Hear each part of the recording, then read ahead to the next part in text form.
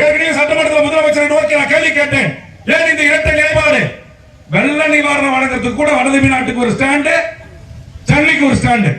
சென்னைக்கு மழை நிவாரணம் வந்து 6000 ரூபாய், வடதமி நாட்டில் மழை வந்து அது 2000 ரூபாய். அது பிச்சை போடுவாங்க.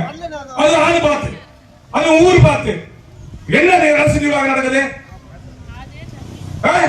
அந்த 2000 ரூபாய் நான் போராட்டம் பண்ண பிறகு, முதலமைச்சர்கிட்ட கோரிக்கை வச்ச பிறகு, சட்டமன்றத்தில் பிரச்சனை பண்ண பிறகு, அதுக்கு பிறகு அந்த 2000 ரூபாய் அதுவும் கடலூர் மாவட்டம் பாதிக்கப்பட்ட எல்லா காடுக்கும் கொடுத்தாங்களா? கிடையாது.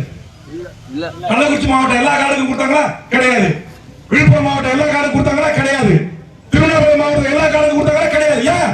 இங்க வாழ்றவன் பூரா குடியானவன், வன்னியர்கள், ஆதி தமிழர்கள், இந்த இருவரும் சமூகம் தான் தனித்து இருக்கிறான்.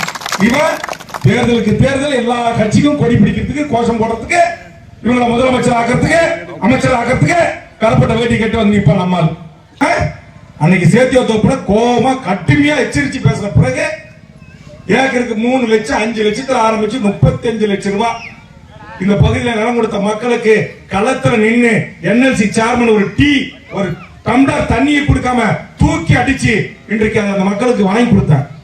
போராடுவோம், உரிமைக்காக போராடுவோம். எங்கேயாச்சும் நாங்க என்னுடைய மக்களை, இளைஞர்களை வன்முறைக்கு நாங்க தயார்படுத்திருக்கோமா?